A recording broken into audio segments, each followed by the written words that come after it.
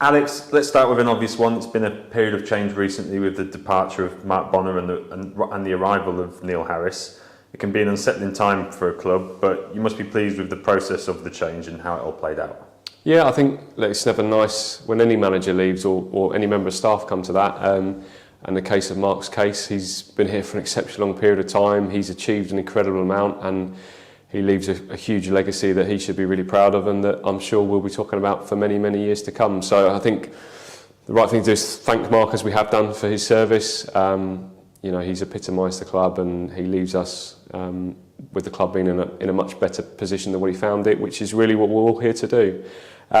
We welcome Neil. That follows quite a swift process, which Ben Strang has led on. And we spoke to several candidates and we were really clear that we wanted to maintain the staff that we have and the culture that we have. So finding the right person that fit into it and that was able to come and work with the existing group was really important. And we're really pleased that Neil's chosen to join us. Fantastic pedigree, managed at 2 championship clubs and Gillingham. And so far so good, a really good start under his reign and we're delighted to see him evolve and the role and his team evolve.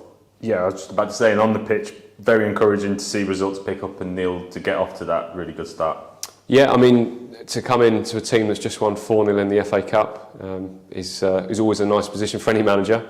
And Barry and Kevin did a great job in that FA Cup tie against Fleetwood. The display at Charlton was really positive.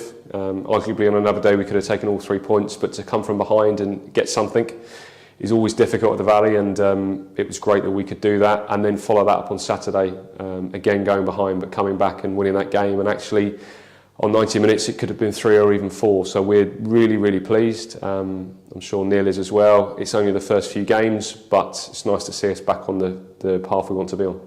Yeah, and also really encouraging is the support from the fans, which has been unwavering, both at home and in particular away. Yeah, and this goes back to pre-now. If you look back to the crowds we took to Peterborough and Hampton, arguably they witnessed 2 performances that were unacceptable and they deserved a lot more, but they've stood by us. They were rewarded at Charlton, and I thought the atmosphere here last Saturday was excellent against Blackpool in the last 15 minutes, and there's no doubt the crowd helped get everyone over the line.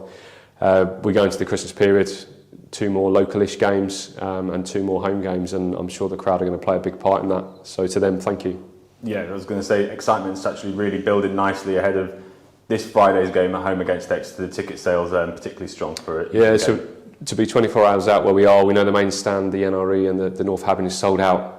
The South Haven is also filling up rather nicely as well. So I'm sure it's going to be a great fixture. We chose to move it to give the players an extra 24 hours to prepare for Oxford during the busy period. But also it gives people opportunity to spend time with their families on Saturday, which we think is important as well. So look, I'm sure it'll be a great night, and we would like to see as many people there as possible.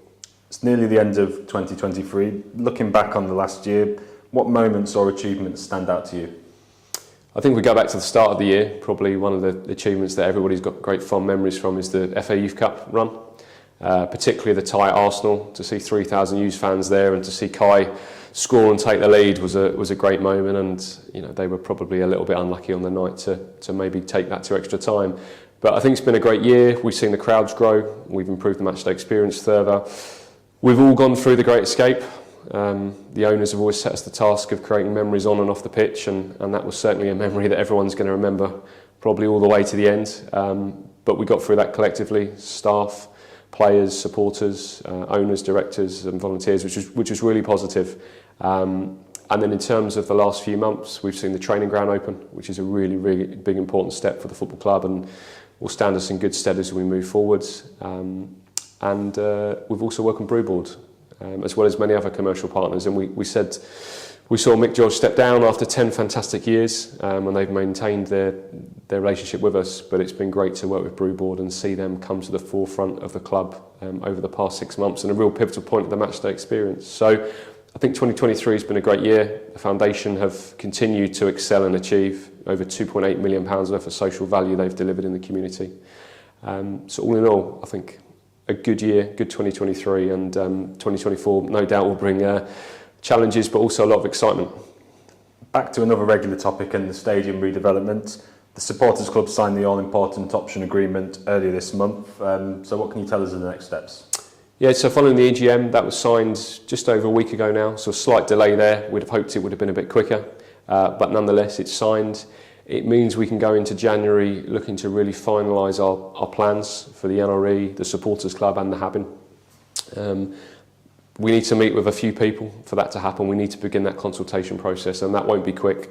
It's probably around a 6 to 8 month process to get us to planning, and we'll be coming back in January with a view to really looking at the pathway and how we do that, reaching out to supporters, and we hope to be in a position to share some initial designs and illustrations probably February time. And with it just being a few days before Christmas, it seems fitting to end with carols under the ABY Lights, which we had last night. A great way to mark this time of year.